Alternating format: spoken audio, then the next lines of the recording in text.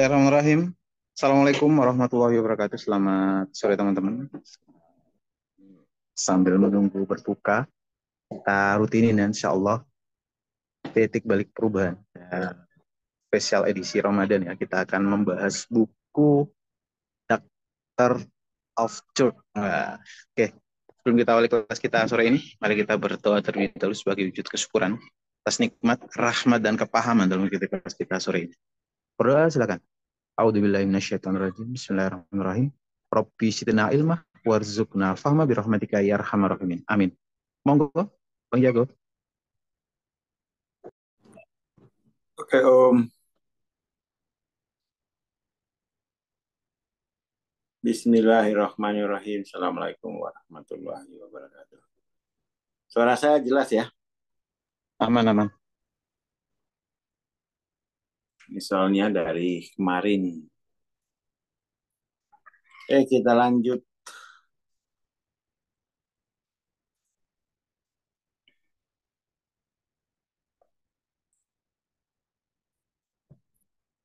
Kemarin sampai sini ya.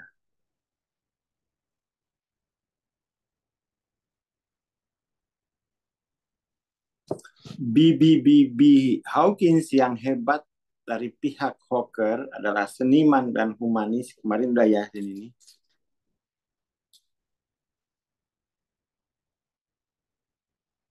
Ini udah. Ini juga udah. Ini udah.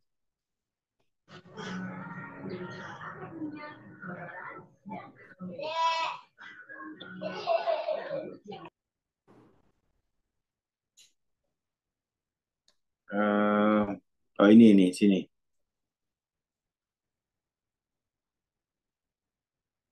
Jadi Hawking tuh pada akhirnya tumbuh menjadi pribadi yang penuh rasa bersalah gitu ya. Untuk mengurangi jendela waktu di mana mungkin berdosa, di mana dia mungkin berdosa, Hawkins pergi ke pengakuan dosa terakhir pada pukul 4 pada Sabtu malam dan menghadiri komuni paling awal pada Minggu pagi pukul 7.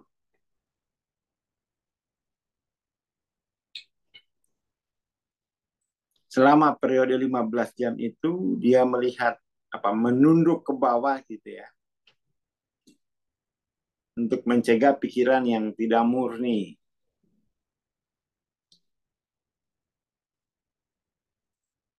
Keluarga itu pergi ke gereja dengan mobil hitam Ford A model convertible 1929. Coba kita lihat ya.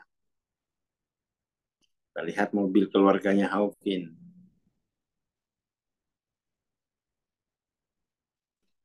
Ford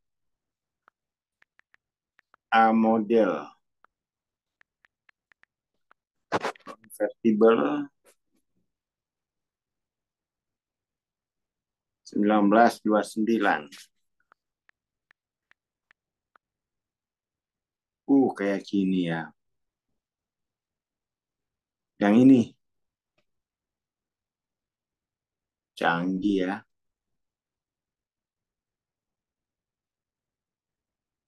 Convertible itu yang model sini.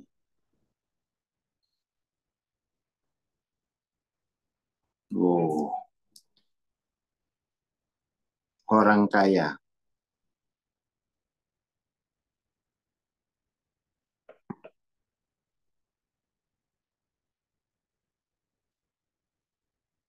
Oke.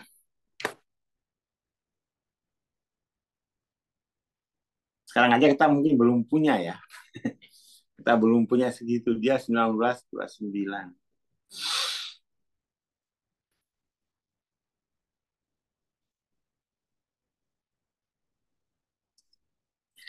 Hawkins dan saudara perempuannya duduk di kursi bergemuruh. Kursi belakang berlapis kain yang benar-benar terbalik dari tempat bagasi berada di sedan modern. Karena kursi bergemuruh, tidak tertutup di dalam mobil, penumpang berada di bawah belas kasihan elemen itu. Anak-anak berbaring bersama dengan selimut wol yang menutupi kepala mereka agar tetap hangat di musim dingin Wisconsin yang keras. Namun selama musim panas, mereka menyukai kebebasan jalan terbuka.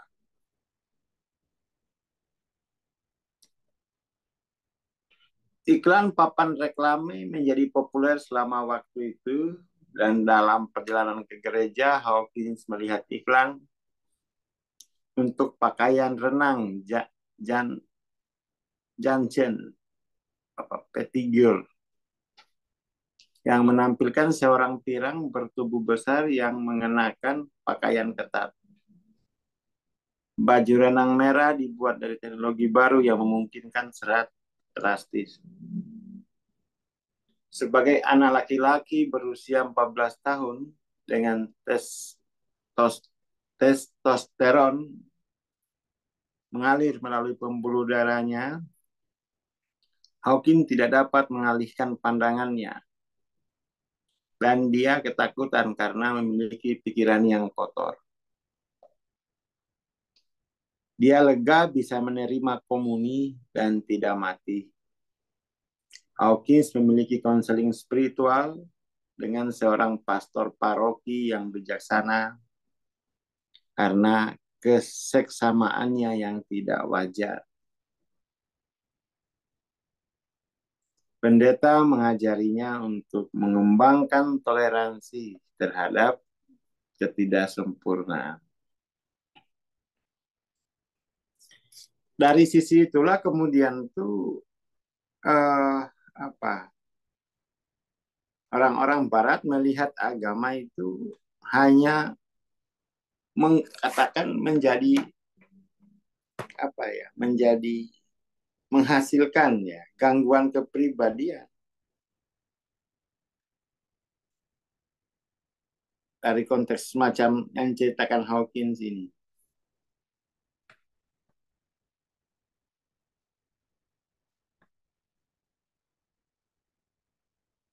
Kemudian pengganggu dan gadis. Dengan IQ tinggi dan kecenderungan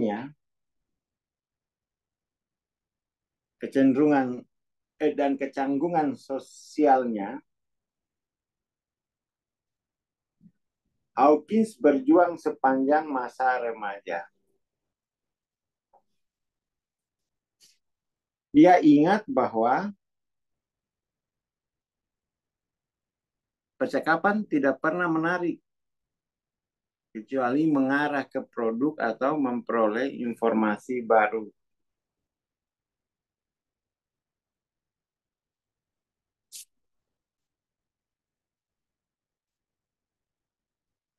Penasehat bimbingan sekolah menengahnya mencatat,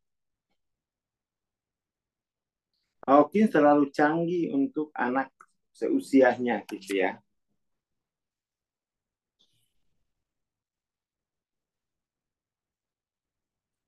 Atau ketidakmampuannya untuk berteman dengan mudah membuatnya tampak begitu.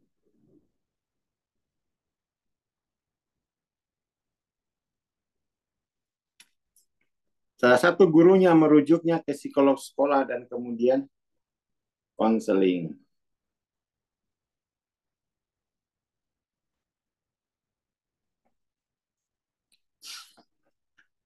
Guru lain memberinya bacaan tambahan, termasuk mitologi Yunani dan Romawi, yang memenuhi selera belajarnya yang tak terpuaskan dan semakin menjauhkan dari teman-teman sekelasnya.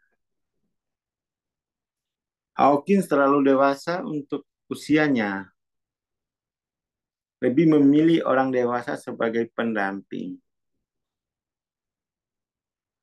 Bahkan tanpa tantangan IQ tinggi, masa remaja tidak akan menyenangkan baginya.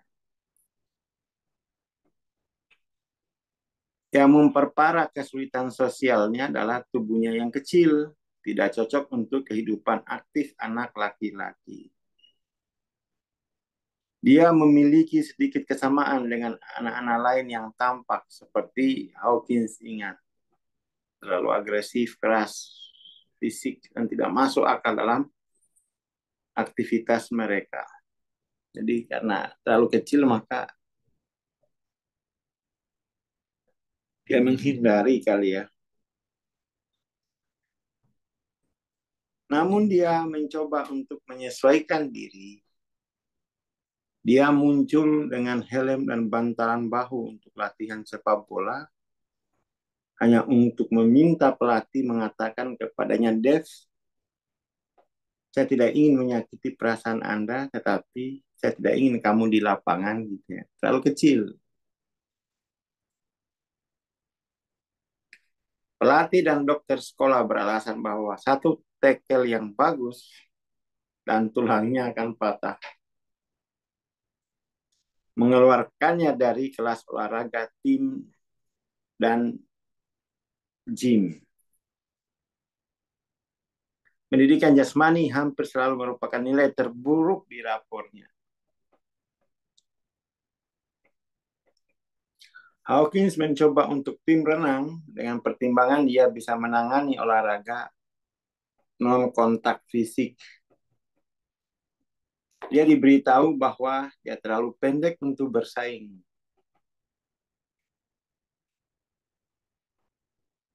Dia juga juling ya. Hawkins lahir dengan mata yang lemah. Dia memakai kacamata bahkan sebagai anak muda menjadi bifokal dan kemudian ke trifokal. Dalam bukunya kemudian tuh akhirnya dia bisa melihat tanpa menggunakan kacamata gitu ya.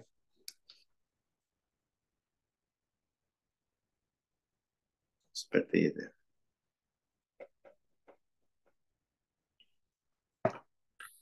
Dia bercanda bahwa dia tidak bisa melihat bola sebelum bola itu mengenai hidungnya. Hanya satu alasan lagi untuk menjauh dari kompetisi atletik. Jadi Hawkins kuat di IQ, lemah di fisik gitu ya. Kurang ukuran, kurang kekuatan dan keunggulan sosial dilengkapi dengan kacamata tebal dan rasa percaya diri yang rendah. Hawkins adalah sasaran empuk bagi para pengganggu. Dan dia dipukuli secara teratur. Apa? Dibully ya, korban bully juga. Korban bully. Korban bully. Jadi dia di rumahnya bagus, lingkungan di luar keluarganya habis ya. Habis. Nah, ini makanya kita penting itu menjadi tercerahkan secara kolektif. Tidak hanya satu dua keluarga. Nah, ini di rumah selamat. Nah,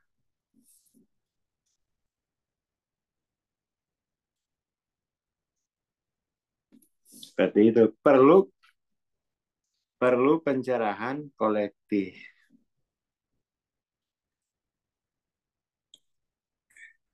Karena Hawkins dilatih oleh orang tuanya untuk tidak agresif, menjadi orang Kristen yang baik.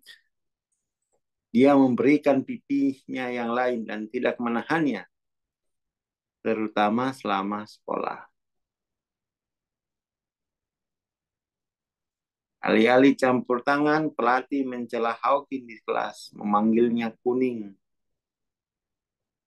Dengan asumsi dia terlalu pengecut untuk bertarung. Itu adalah pelajaran penting bagi Hawkins, melihat batas-batas dari memberikan pipi yang lain. Jadi dia belajar untuk berdiri dan melawan bila perlu.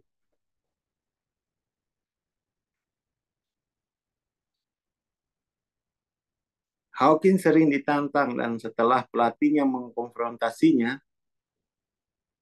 dia jarang mundur dari pertarungan meskipun dia tahu dia tidak akan menang gitu ya. Yang penting berjuang gitu ya. Yang penting berjuang untuk membela harga diri, menang kalah urusan carry, kata teman saya.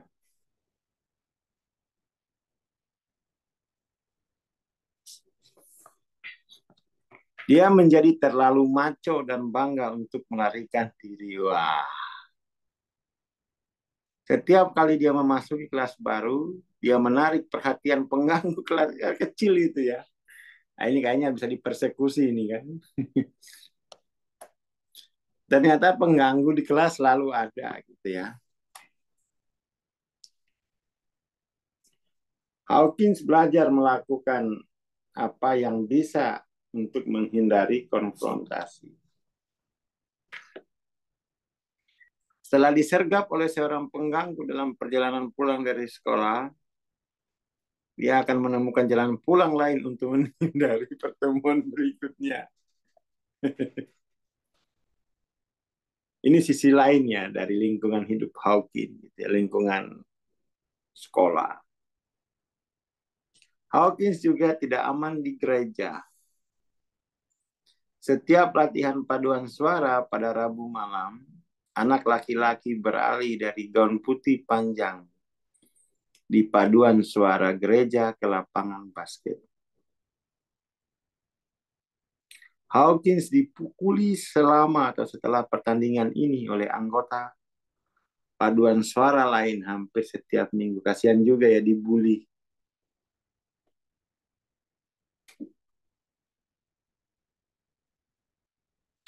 Kakek Hawkins bosan melihat cucunya yang berusia 14 tahun diusik. Membawanya ke sasana juara tinju kelas ringan Richie Mitchell di Milwaukee. Di sana, Hawkins belajar seni bela diri yang jantan. Nggak hanya cari jalan baru. Nggak hanya menghindar. Jauh di bawah persyaratan berat badan untuk divisi kelas terbang, ia ditempatkan di divisi kelas nyamuk. Kelas baru yang dibuat oleh instruktur Hawkins hanya untuknya gitu ya. Oh kakeknya kan orang ini ya, orang kaya jadi orang kelas atas, jadi cariin cara lah.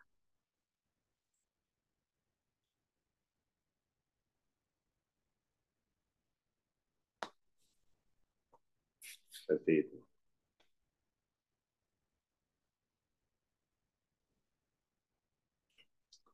Hawkins mengetahui bahwa aset utamanya adalah kecepatan dan strateginya adalah menangkap lawan yang lengah dengan pukulan cepat.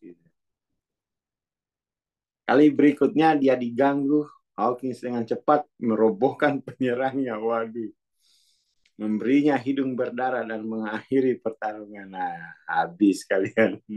Dilatih dia secara profesional.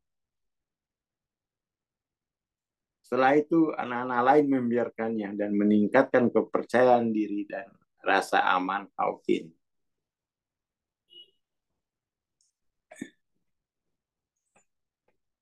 Namun di lingkungan baru, dia masih menarik konfrontasi. Saat mengunjungi kakek neneknya, suatu hari Hawkins bermain dengan beberapa anak lokal di sebuah gang. Salah satu dari mereka menantang Hawkins dan yang tidak lagi takut untuk bertarung. Siap dengan umpan silang kiri dan kanannya yang cepat, petarung jalanan itu menendang selangkangan Hawkins.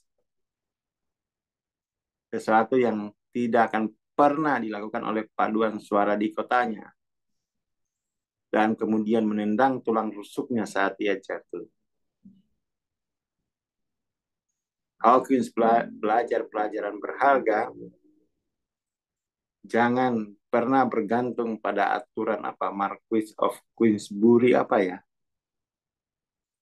Ketika Anda terjerat oleh seorang petarung jalanan yang berpengalaman dan tangguh, atau Anda akan berakhir di trotoar yang dicemooh oleh orang-orang jalanan cerdas yang menganggap tingkah laku yang sopan tanda kelemahan dan tanda mudah yang membawa kehinaan, atas apa yang dianggap tidak berguna.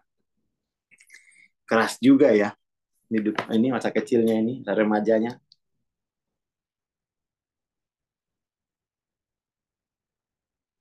Itu adalah panggilan bangun yang sangat membantunya selama bertahun-tahun yang akan datang.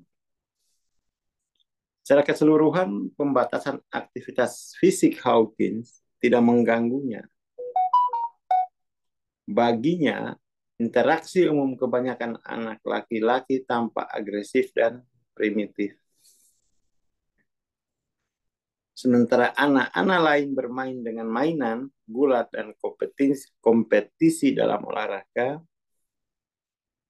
Hawkins menghibur dirinya sendiri dengan membaca buku filosofi kuno dari perpustakaan orang tuanya. Sifat Hawkins yang serius, pendiam, dan pemalu mungkin membuat orang lain percaya bahwa dia tidak tertarik pada perempuan. Kisah cinta pertamanya berakhir tragis. Shirley, putri juru masak SD-nya, adalah ciuman pertama Hawkins. Dia biasa menunggu Shirley pulang sekolah dengan sabar, berharap bisa mengantarnya pulang. Anak-anak biasa berlari dengan semangat untuk mendengarkan Hiawatha setiap hari pada jam 4 sore. Dibuat di Milwaukee untuk menyemangati perjalanan selama depresi hebat dengan lokomotif uap penumpang pertama yang disederhanakan. Suatu sore, dengan nasib yang tak terduga, mobil Ibu Shirley terhenti di rel kereta api. Tepat pukul 4 sore, Shirley dan ibunya meninggal karena benturan. Aduh. Sebagian besar cinta awal Hawkins tidak begitu tragis. Bahkan mereka kebanyakan cinta dari jauh. Karena Hawkins bukan tipe anak laki-laki yang agresif atau berani berterus terang pada lawan jenis. Tetapi dia adalah seorang kekasih dan romantis di hati. Saya pertama kali jatuh cinta pada wanita ketika saya berusia 8 tahun, kenang. Saya selalu jatuh cinta, dan ketika saya jatuh cinta, saya kehilangan nafsu makan. Akibatnya, saya selalu kurus dan sepanjang hidup saya. Karena saya selalu jatuh cinta dengan beberapa makhluk yang menakjubkan. Saya akan menjadi terpikat dan benar-benar asik dengan keindahan orang yang saya puja.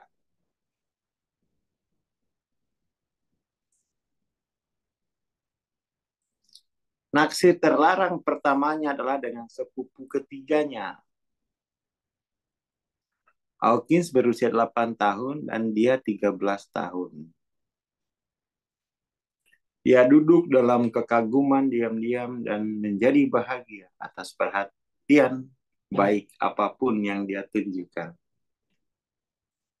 Ketika keluarganya pindah kembali ke Michigan, Hawkins hampir mati karena patah hati. Karena dia semakin kurus, orang tuanya membawanya ke dokter.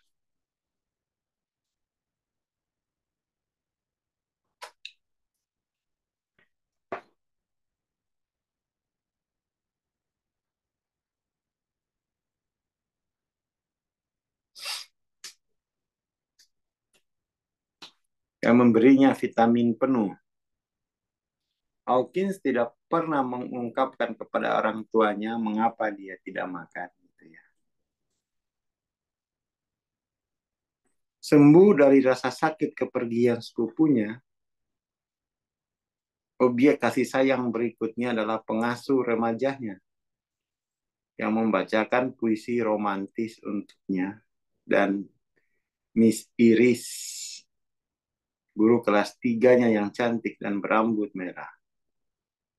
Lalu ada Ella, wanita tetangga sebelah, yang dengannya Hawkins menghabiskan setiap saat yang tersedia ketika dia berusia 12 tahun. Ini juga tantangan ya bagi anak-anak menjelang remaja itu.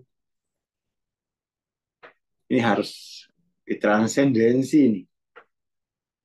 Seorang wanita modern yang ekspresif secara seksual dan dengan sedikit hambatan. Ella membacakan bagian-bagian perjalanan Daft Hawkins dari Psychology of Sex karya Havelock Ellis. Mengingat beratnya rasa malunya, Hawkins kemudian menulis, tidak ada yang lebih sadar diri, pemalu, dan tersipu-sipu daripada saya ketika saya masih muda.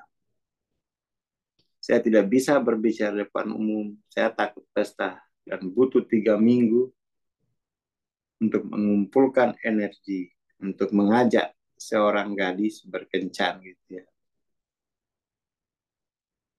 Jadi dia punya kepribadian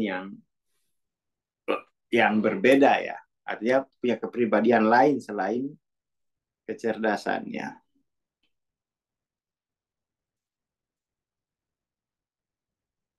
Seperti itu.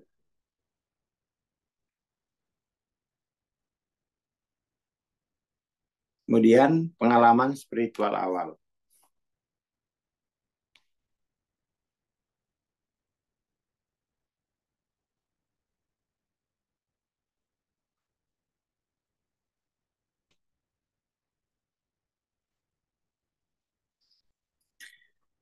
Bagi Hawkins, hidup itu keras dan bersahabat pada saat yang sama.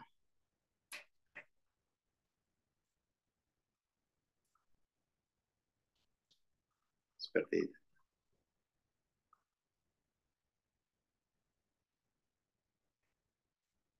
Meskipun banyak kesulitan, dia merasa memiliki masa kecil yang sangat menguntungkan. Termasuk di dalamnya perhatian berat pada kemandirian dan panjang akal. Satu kali lengan bajunya robek dan dia menempelkannya dan mendekatkan lengannya ke tubuhnya agar tidak ada yang memperhatikan. Ibunya membuatkan dasi kupu-kupunya. Dan ketika musim dingin tiba, Nenek Hawkins merajut sweater kasmir untuknya. Anak-anak di sekolah mengejeknya karena itu buatan sendiri. Lagi-lagi lingkungan sekolah ini ya. Ini mau diapain gitu. Jadi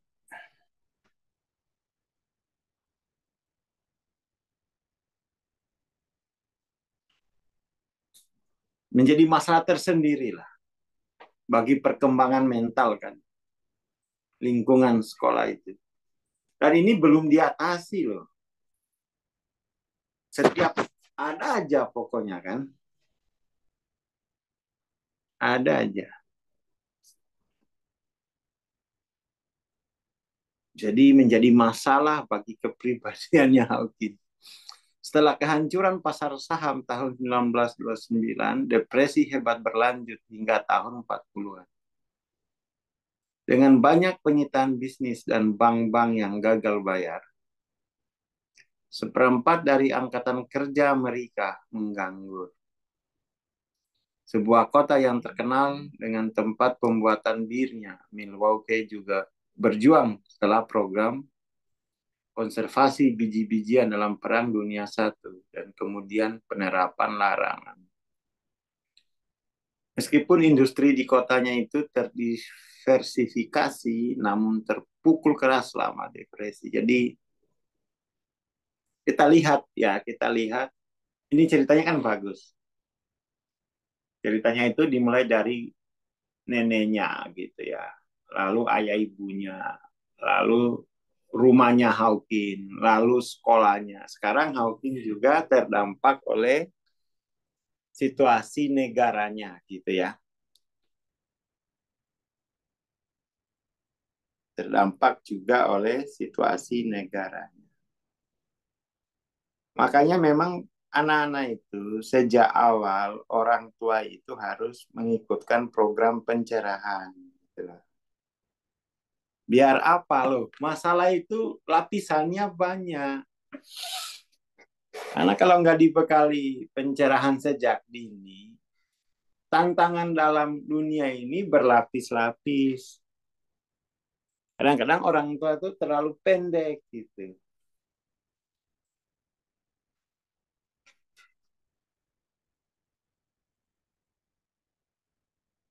75% tenaga kerja di kota itu kehilangan pekerjaan mereka. Pertanian adalah industri dominan di Wisconsin dan itu juga menyakitkan. Harga rendah untuk susu, keju, dan mentega ditambah dengan kemarau panjang menciptakan masa-masa yang menantang bagi keluarga petani di Wisconsin. Beberapa dekade sebelumnya, untuk memenuhi permintaan minyak tanah, minyak pelumas, dan pasta pelumas yang terus meningkat, industri perminyakan tumbuh dengan cepat di akhir abad ke-19 di Amerika. Industrialis John Rockefeller mengakuisisi sejumlah bisnis perminyakan dan mengelompokkannya di bawah standar oil trust pada tahun 1882. 1882 ini kayaknya Pondok Pesantren Ar-Romli sudah berdiri. Sudah berdiri nih Pondok Pesantren Ar-Romli, Giriloyo, PP Ar-Romli.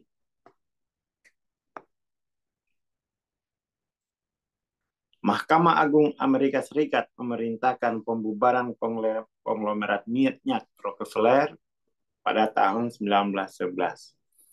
1911 Mbak Marzuki udah lahir kan, 1901 lahir. Dan Standard Oil Company of New York didirikan bersama dengan 33 perusahaan lainnya.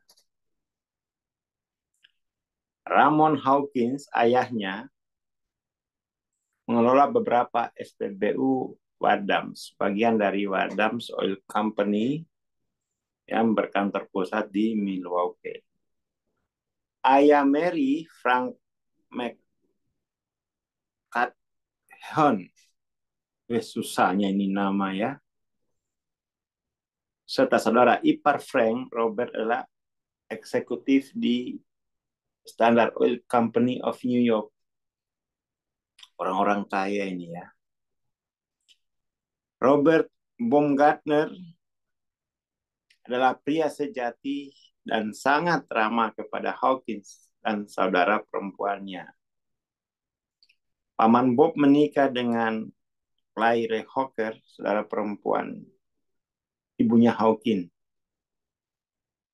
Sebagai seorang eksekutif di Socony, dia melakukan perjalanan ke New York City secara berkala. Membawa kembali cerita tentang kota besar untuk Hawkins dan seluruh keluarga yang mendengarkan dengan mata terbelalak. Tidak diragukan lagi menanam benih untuk Hawkins, kemudian pindah ke New York untuk pelatihan psikiatri. Ini setelah dia ini ya. Vacuum Oil mengakuisisi Wadams Oil pada tahun 1930. Dan setahun kemudian Socony bergabung dengan Vacuum Oil membentuk Socony Vacuum.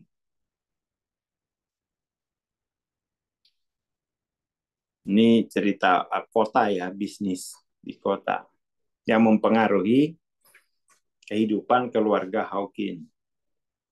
Bahkan dengan pekerjaan aman, Raymond dan pekerjaan sampingannya sebagai pemain piano dan kepala orkestra Red Hawkins, waktu itu masih sulit secara finansial. Ya, tapi sulitnya mereka ini jangan dibandingkan dengan sulitnya orang Indonesia di level kita ya. Sulitnya mereka ini kan kesulitan kelas atas.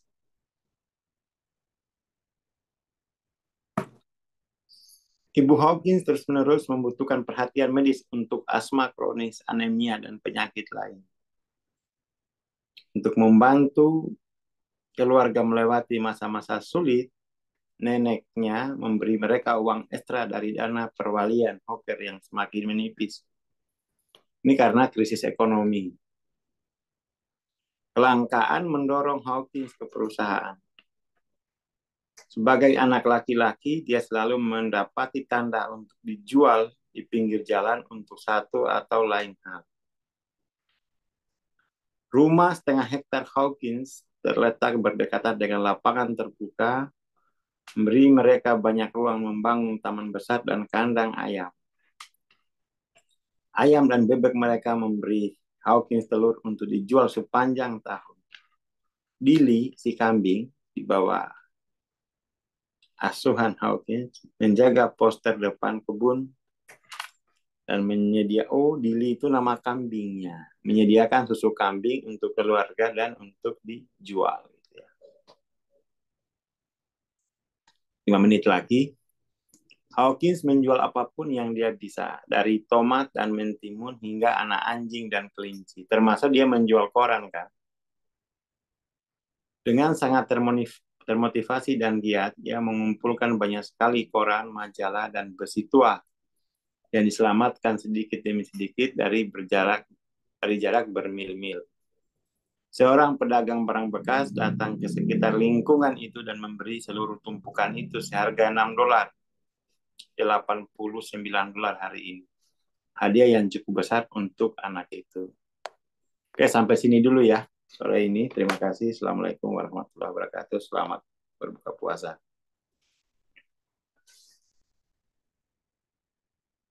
Waalaikumsalam warahmatullahi wabarakatuh. Terima kasih Bang Aswad. Terima kasih teman-teman. Ini daerah Surabaya dan sekitarnya udah mulai maghrib ya. Selamat berbuka untuk teman-teman yang menjalankan. Terima kasih. Kita bertemu besok insya Allah. Assalamualaikum warahmatullahi wabarakatuh. Selamat malam dan selamat berbuka.